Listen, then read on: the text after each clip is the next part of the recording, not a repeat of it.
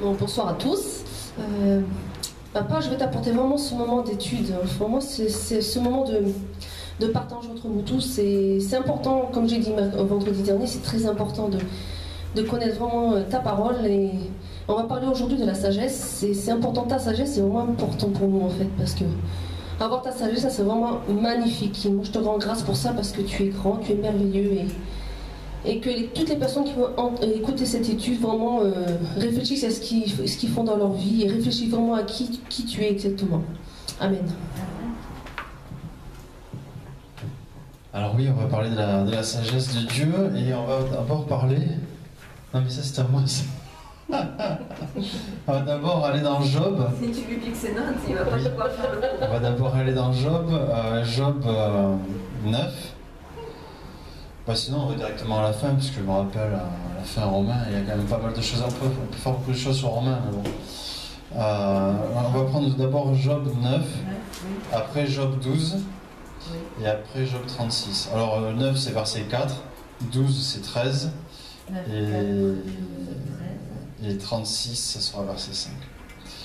Alors, la sagesse de Dieu, d'abord je voudrais vous demander, qu'est-ce que ça veut dire pour vous, qu'est-ce que ça évoque pour vous? Est-ce que quelqu'un a déjà une idée? Oui et non. Une idée, oui et non. Pour moi, surtout quand on parle de la sagesse de Dieu, la seule chose qui me vient là immédiatement à l'esprit, c'est que c'est tellement au-dessus de ce qu'on peut penser ou imaginer qu'on ne peut pas vraiment se rendre compte en fait. C'est pas dans notre sphère. Hein. Non, c'est pas dans notre sphère du tout. Voilà, donc chacun est invité à réfléchir un petit peu à ça. Et qu'est-ce que l'homme? On pourrait se demander aussi, mais alors si Dieu est sage, qu'est-ce que l'homme peut faire lui-même pour être sage? Alors, est-ce que quelqu'un a une idée sur le sujet là aussi? Il faut la demander. Il faut la demander. Il faut demander la sagesse. Autre chose? La même. La même réponse? Tout le monde a la même réponse? Tout pareil. Ok. Donc Dieu, quoi qu'il fasse, il se montre sage. La sagesse, en fait, ça fait partie de son essence. C'est ce qu'il est, quoi. Il est sage. Donc notre sagesse humaine, en revanche, elle peut être contrecarrée par les circonstances. Vous pourrez lire dans 2 Samuel, au chapitre 17, et là on verra dans 2 Samuel au chapitre 17 qu'il y a un homme qui s'appelle Achitophel et qui conseille Absalom, donc un des fils de David qui s'est rebellé contre lui. Donc il lui donne des conseils tout humains, mais des bons conseils. Hein. Par contre, pour quelqu'un qui veut mener une rébellion, c'est des bons conseils à suivre. Donc il lui donne ça, ces conseils-là, pour qu'il tue David son père, et son plan, vraiment, d'une bonne sagesse humaine. Mais Dieu, dans sa parfaite sagesse, a utilisé un autre homme qui s'appelle Hushai, qui est serviteur de David, pour conseiller Absalom. C'est-à-dire que lui, c'est un agent infiltré, en fait, Hushai, et il conseille Absalom de façon différente, qui paraît bien, comme ça, je sais pas, il parle bien peut-être, il a l'air convaincant, mais c'est un plan qui est catastrophique, en fait. C'est sûr que s'il le suit, Absalom, il va le perdre. Mais c'est inspiré par la sagesse de Dieu pour que Absalom perde devant son père et que David ne soit pas tué par son fils, quoi. Et en fait, quand Achitophel il voit que Absalom il préfère suivre le conseil d'Hushai directement, parce que lui, quand même, avec sa sagesse humaine, il sait que si Absalom il suit le conseil d'Hushai, il va perdre. Et donc il se dit, quand David va reprendre le pouvoir, il va me tuer. Donc lui, directement, il court se pendre. Oui. Donc, voilà, avec sa sagesse humaine, il va à la pendaison. Lui-même, il va se suicider parce que l'Éternel, avec sa sagesse, a fait l'échec à ses bons mauvais conseils, quoi. Donc, on va lire Job 9, verset 4. À lui la sagesse et la toute-puissance. Qui lui résisterait impunément? peux passer à Elisabeth. 12-13. C'est auprès de Dieu que se trouve la sagesse et la puissance. C'est à lui qu'appartiennent le conseil et l'intelligence. Job 36,5. Dieu est puissant, mais il ne rejette personne. Il est puissant par la force de son intelligence. On peut comparer aussi Ésaïe 40, verset 26. Ésaïe 40, verset 26. Daniel 2, verset 20. Romains 16, 25 à 27. On va les lire d'affilée. Combien 16, 25 à 27. Et alors, comme on a vu dans ce qu'a lu Elisabeth, et puis d'ailleurs avec tous les autres versets là, qui ont été lus et ce qui vont être lus, on voit que voilà, le conseil, la sagesse et la puissance appartiennent à Dieu. Et après, lui, il les donne à qui il veut. Et c'est pour ça qu'il a choisi David. Et donc, n'importe qui pouvait se rebeller contre David, ça ne peut pas marcher. Parce que Dieu suscitera toujours quelqu'un pour le protéger et déjouer les plans des autres. Et pour ceux qui sont dans la main de Dieu, eh ben c'est pareil, il ne faut pas qu'on s'inquiète. Il faut qu'on apprenne que Dieu, dans sa sagesse, veille sur chacun de ses enfants. Alors, on va commencer par... quoi? Elle veut dire quelque chose. Oui, une petite remarque par rapport à ce que tu viens de dire. Tu dis à Dieu appartiennent la sagesse et la puissance et il les donne à qui il veut. Oui. Et à qui il le demande aussi. Oui, à qui il le demande aussi, bien sûr. La preuve avec Salomon. Dieu est allé voir Salomon, il lui a dit demande-moi absolument ce que tu veux et je te l'accorderai. Et Salomon a juste demandé fais de moi un homme sage. Mais il y en a qui n'ont pas besoin de demander. Tu vois. Il y en a qui n'ont pas besoin de demander. Et ils ont quand même. Mais c'est sûr que c'est beaucoup mieux de demander. Quoi. Alors, Ésaïe 40, 26. Levez vos yeux en haut et regardez. Qui a créé ces choses? Qui fait marcher en ordre leur armée? Il les appelle toutes par leur nom. Par son grand pouvoir et par sa force puissante, il n'en est pas une qui fasse défaut. Tu peux passer à Elisabeth. Daniel 2,20.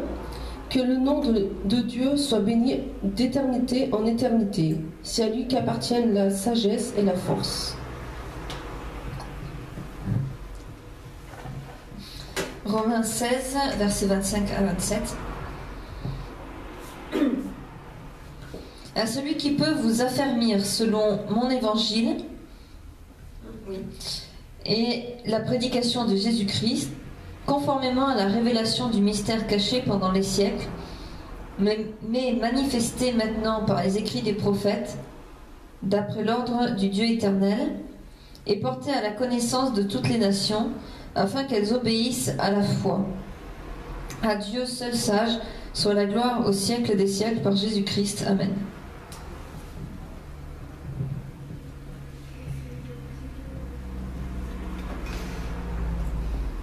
Donc, ici, je voudrais poser quand même deux questions. La première, Et le deuxième.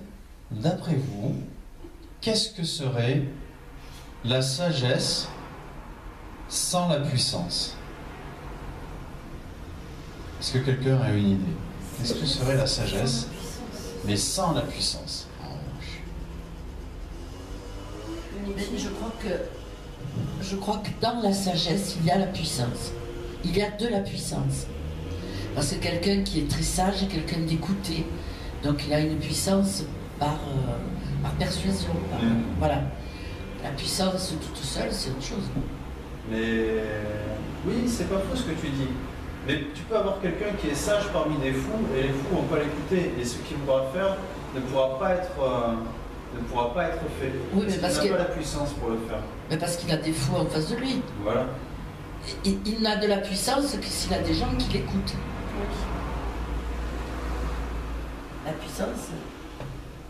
Et quelqu'un a une autre idée? Non? Ça revenait un peu à ce que Annette vient de dire. Pour moi, la sagesse sans la puissance, bah, du coup, c'est un peu inutile. Parce que du coup, comme vient de le dire Annette, si si t'as pas soit la puissance pour imposer ton idée et ta sagesse, ou soit la persuasion, enfin que les gens t'écoutent, bah, tu peux être le plus sage de tous les plus sages du monde, ça va pas servir à grand chose. Et alors, l'autre question, c'est... je ne donne pas de réponse, hein, parce qu'en fait c'est juste pour qu'on ait une idée de réflexion comme ça. Il n'y a pas de réponse, c'est juste pour avoir un petit peu quelques pistes. Qu'est-ce que serait la puissance, en revanche, mais sans la sagesse, quoi? Tout ça, c'est Du totalitarisme. ouais, c'est la catastrophe. La catastrophe, dit Annette. Du totalitarisme, dit Gladys. Elisabeth, ça l'a fait rigoler. En fait, oui, ça nous prouve que Dieu ne peut être que sage et tout-puissant. Puisque, voilà, la sagesse sans la puissance, ben ça servira à rien. Et la puissance sans la sagesse, ça serait du totalitarisme ou voilà, la catastrophe. Mais Dieu n'est pas comme ça. Dieu est sage et puissant, et il utilise sa puissance avec sagesse. Donc, en Dieu, les deux sont unis et infinis. Il est entièrement digne de notre confiance. Sa sagesse, elle est toujours agissante. Sa sagesse, en effet, elle se révèle dans toute son œuvre. Et sa puissance également se révèle dans son œuvre. Donc là, on va lire 1 Jean 4, versets 8 à 10. Et puis après, plus tard, on pourra préparer les derniers versets. 1 Jean 4, versets 8 à 10. Non, là, on lit 1 Jean 4, versets 8 à 10. Et après, on le relira une deuxième fois.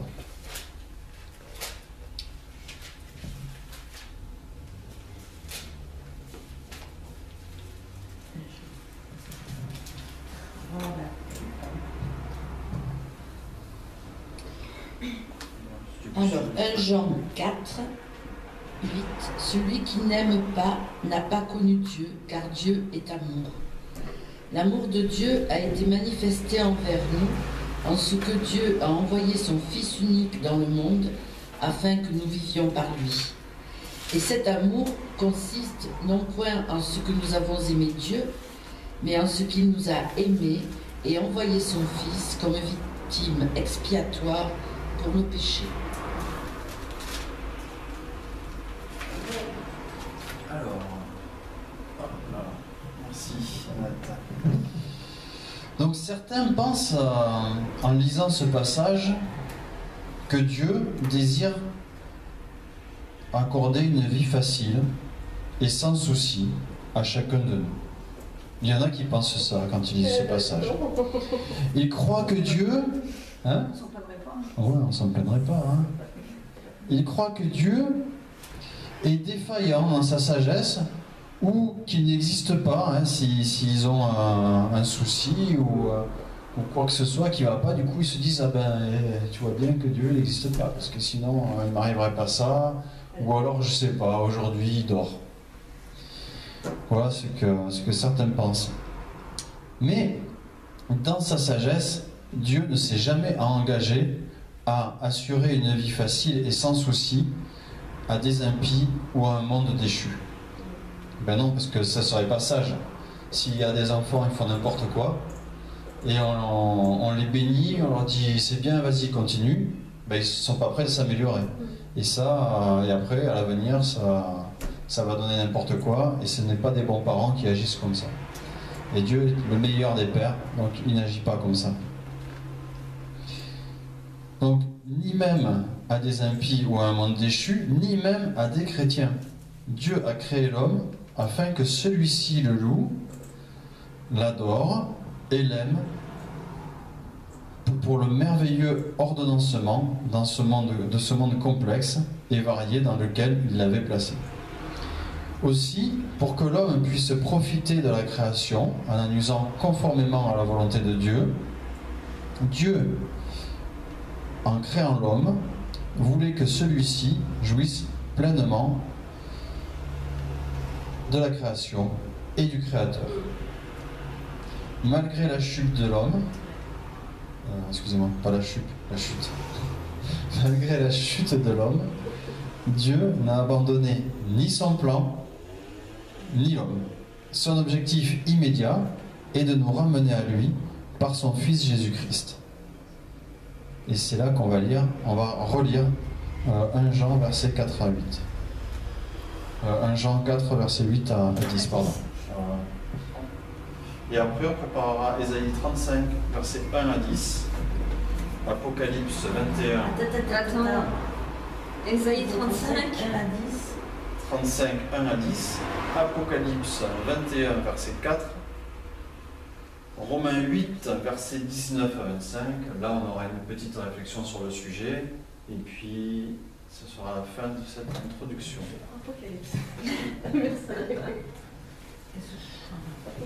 Donc, 1 Jean 4, 8. Celui qui n'aime pas n'a pas connu Dieu, car Dieu est amour. L'amour de Dieu a été manifesté envers nous, en ce que Dieu a envoyé son Fils unique dans le monde, afin que nous vivions par lui. Et cet amour consiste non point en ce que nous avons aimé Dieu, mais en ce qu'il nous a aimés et envoyé son Fils comme victime expiatoire pour nos péchés. Alors, attends, je suis pressé. Donc ceux qui acceptent cela et vivent en cherchant à manifester la vie de Christ en eux seront au bénéfice de son objectif final. Et là, on passe à l'objectif final. Tu peux lire Ésaïe. Je peux lire Ésaïe. Sur les dogmes messianiques. Alors Ésaïe 35. Le désert et le pays aride se réjouiront. La solitude s'égaira et fleurira comme un narcisse. Elle se couvrira de fleurs et tressaillira de joie, avec chant d'allégresse et cris de triomphe. La gloire du Liban lui sera donnée, la magnificence du Carmel et de Saron. Ils verront la gloire de l'Éternel, la magnificence de notre Dieu. Fortifiez les mains languissantes et affermissez les genoux qui chancellent. Dites à ceux qui ont le cœur troublé, prenez courage, ne craignez point. Voici votre Dieu, la vengeance viendra, la rétribution de Dieu. Il viendra lui-même et vous sauvera. Alors s'ouvriront les yeux des aveugles, s'ouvriront les oreilles des sourds. Alors le boiteux sautera comme un cerf, et la langue du muet éclatera de joie, car des eaux jailliront dans le désert et des ruisseaux dans la solitude. Le mirage se changera en étang, et la terre desséchée en source d'eau. Dans le repère qui servait de gîte au chacal, croîtront des roseaux et des joncs.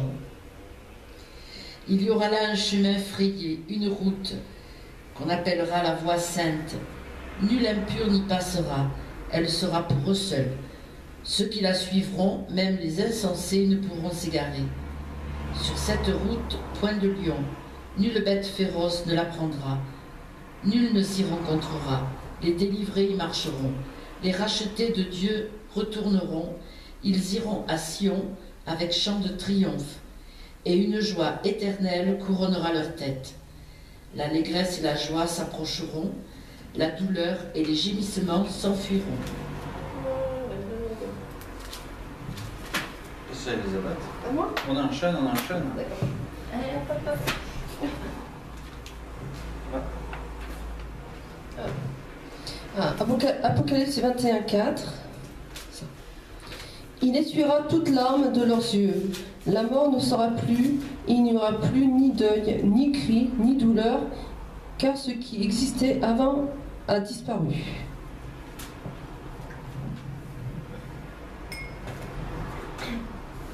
Romains 8, 19 à 25. Aussi la création attend-elle avec un ardent désir la révélation des fils de Dieu. Car la création a été soumise à la vanité, non de son gré, mais à cause de celui qui l'y a soumise.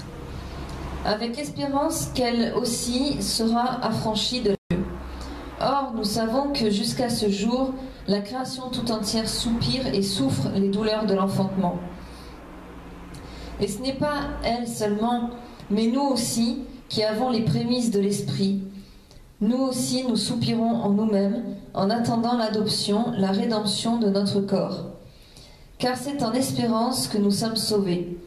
Or, l'espérance qu'on voit n'est plus espérance. Ce qu'on voit, peut-on l'espérer encore ? Mais si nous espérons, c'est que nous ne voyons pas. Nous l'attendons avec persévérance. Amen. J'aimerais juste revenir sur une petite chose tout à l'heure qui a été lue. 35, Ésaïe 35, verset 4. Verset 3. Fortifiez les mains languissantes et affermissez les genoux qui chancellent. Dites à ceux dont le cœur palpite, fortifiez-vous, soyez sans crainte. Voici votre Dieu. Et autre chose que dit l'apôtre Paul vers le chapitre 14 de Romains.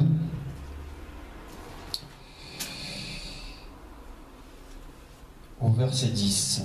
Mais toi qui juges, pourquoi juges-tu ton frère? Ou toi, pourquoi méprises-tu ton frère? Nous comparaîtrons tous devant le tribunal de Dieu.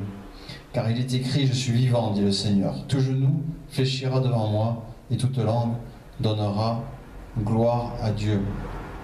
Ainsi, chacun de nous rendra compte à Dieu pour lui-même.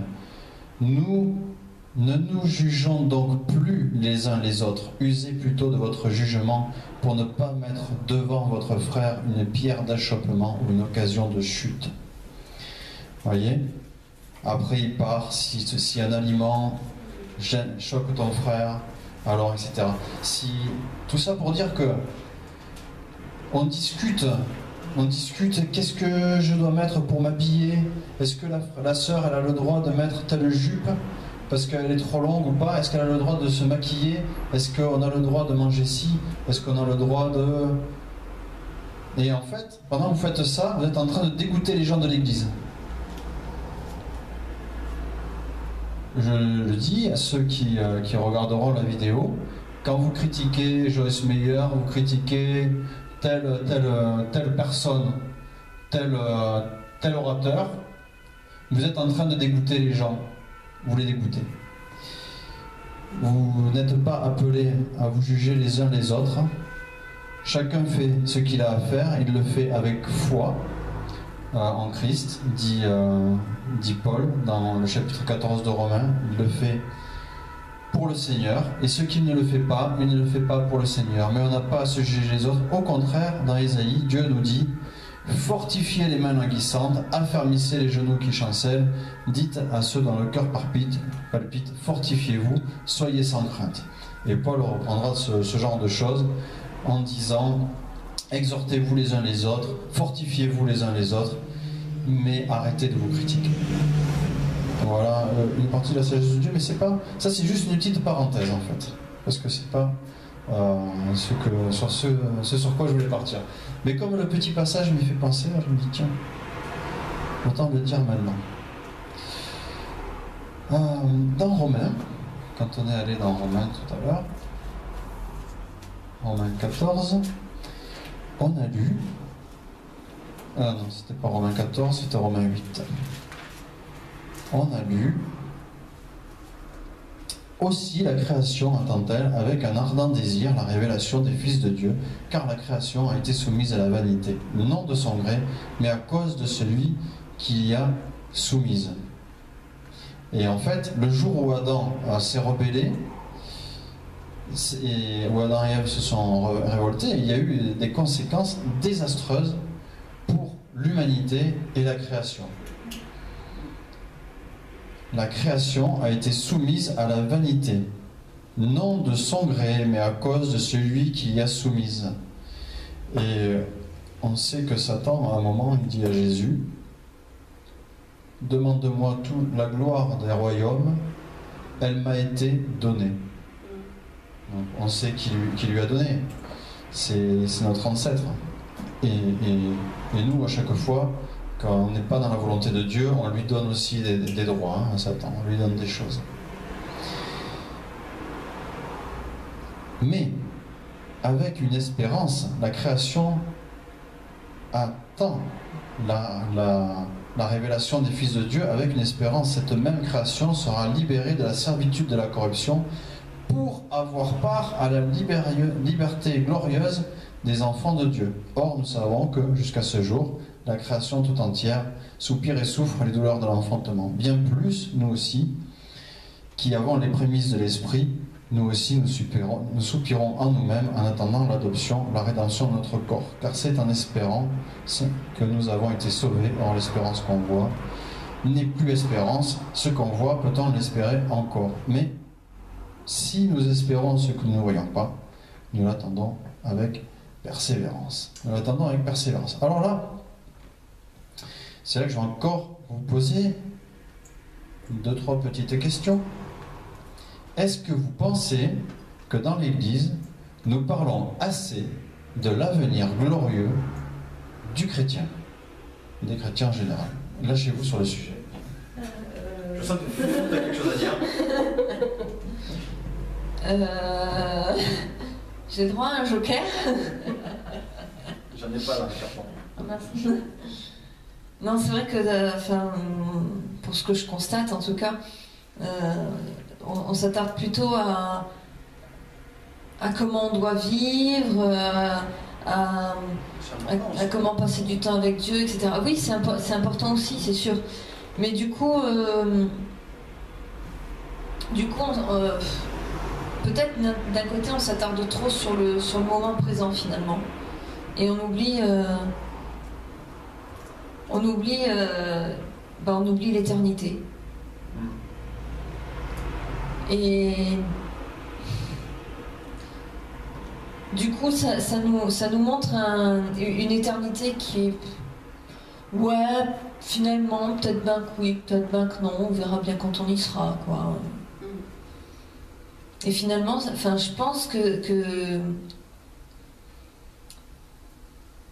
on finit par devenir un petit peu incrédule par rapport à ça aussi, par rapport à l'éternité.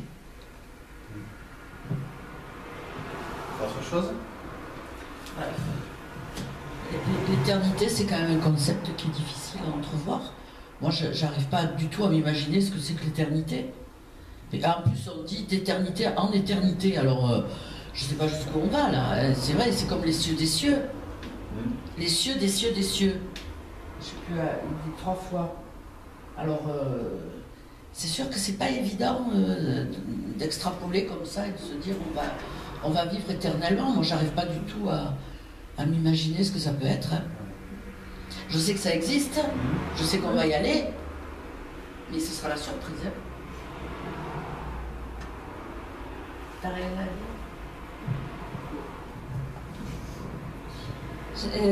Je suis en train de penser, en fait, ça c'est comme l'Apocalypse. L'Apocalypse, c'est un livre qu'on va jamais voir parce que ça fait peur. Mais ouais. Elle fait sa pub du mercredi soir. Ouais, je fais ma pub du mercredi soir. Et que là. Non, mais c'est vrai que l'Apocalypse, on n'y va jamais parce que ça fait peur.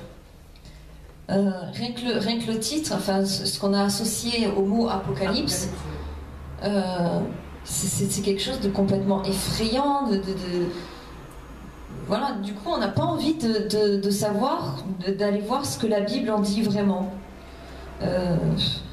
Et puis on essaie, enfin je sais que moi personnellement, pendant très longtemps, j'ai fait partie des personnes qui disent on verra.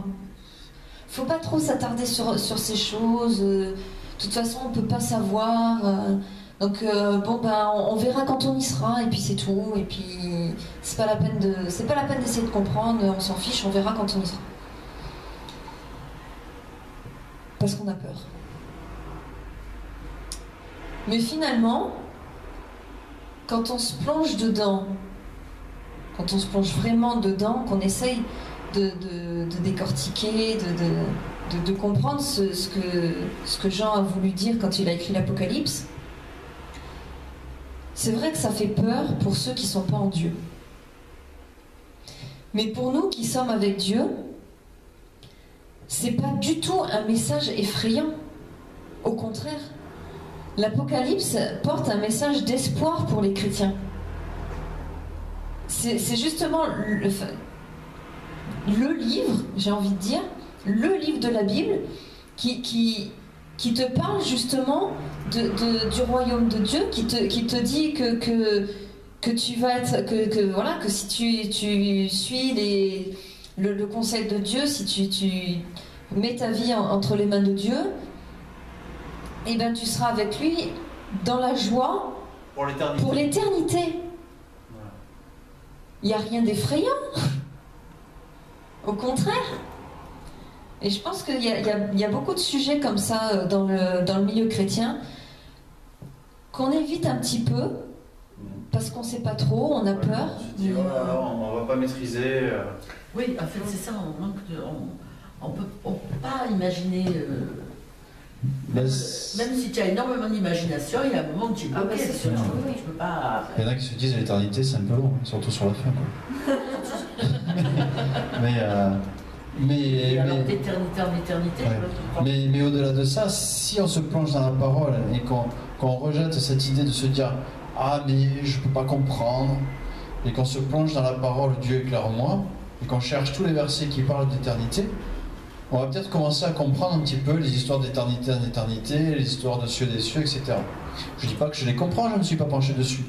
Mais si je me penche dessus, je suis sûr que la parole de Dieu... oui, je ne vais rien pencher trop, parce que... Mais je suis sûr que la parole de Dieu peut m'éclairer si je me mets à chercher ça. Alors la deuxième question que je voulais vous poser, avant de finir, est-ce que parler d'éternité, justement, si on se penchait sur le sujet de l'éternité, de l'avenir glorieux du chrétien, est-ce que ça ne nous rendrait pas plus patients ?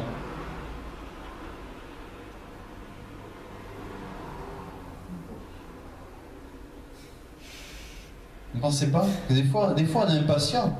Des fois on se dit « Ah, mais telle chose elle ne vient pas » ou là j'en ai marre de voir ça, ça suffit, etc. Mais, ou alors on crie « Seigneur, viens me chercher, c'est difficile ». Mais si on parlait plus de l'avenir glorieux du chrétien, si on parlait plus de cette vie éternelle avec lui, eh ben, moi je suis persuadé qu'on aurait plus de patience, plus de persévérance dans l'épreuve. Et on ne serait pas tant pressé de partir avec le Seigneur. C'est vrai, quelque part on est pressé de partir avec le Seigneur. C'est normal, hein. Mais si on sait ce qui nous attend, on sait aussi ce que les autres vont rater.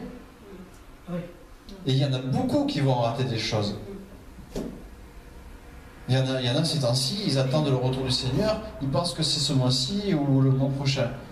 Je ne les critique pas. Ceux qui pensent, ils le pensent avec foi. Mais moi, oui, je veux que Jésus revienne, mais je préfère qu'il ne revienne pas de suite, parce qu'il y a encore beaucoup de travail à faire. Dans le groupe de jeunes, il y a encore une majorité de jeunes qui voilà, ils n'ont pas donné leur cœur au Seigneur. Ils viennent, ils écoutent, mais ils ne savent pas qui est Dieu. Ils ont besoin d'être sauvés, ces jeunes. Et savoir tout ça, l'avenir qui nous attend, moi je pense que ça nous aide à persévérer dans l'épreuve. Quand des fois on n'est pas patient, quand des fois on s'énerve, on peut regarder à ce que sera notre avenir et se dire ce qu'il y a là, c'est de la boue en fait. C'est ce qui m'arrive dans ma vie, c'est rien. Je m'en fiche. Ce qui m'intéresse, c'est l'avenir avec Dieu. Et là on attend. C'est cette persévérance qui nous parle, Paul. C'est de ça quand il dit « Mais si nous espérons ce que nous ne voyons pas, nous l'attendons avec persévérance. » On n'abandonne pas.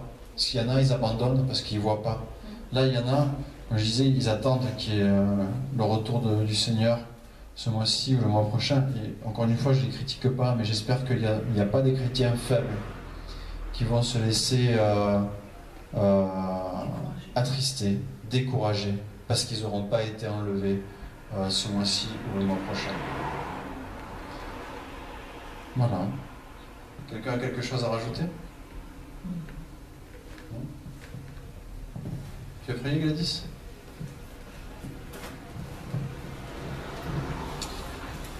Seigneur, je te remercie pour cette petite étude et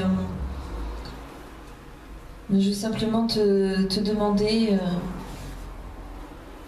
pour ma part, très égoïstement, de me remplir de ta sagesse.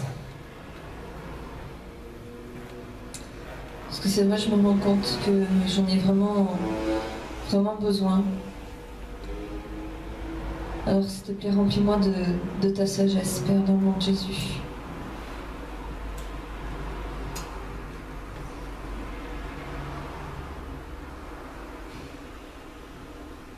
La joie du Seigneur est ma force. La joie du Seigneur est ma force. La joie du Seigneur est ma force. Ma force est dans la joie du Seigneur. Alléluia. Alléluia. Alléluia. Ma force est dans la joie du Seigneur. Et pour les 15 ans d'Elisabeth, joyeux anniversaire. Joyeux anniversaire, Joyeux anniversaire, Elisabeth. Profite bien de tes 15 ans. Voilà. Je comprends pas avec saxo plutôt.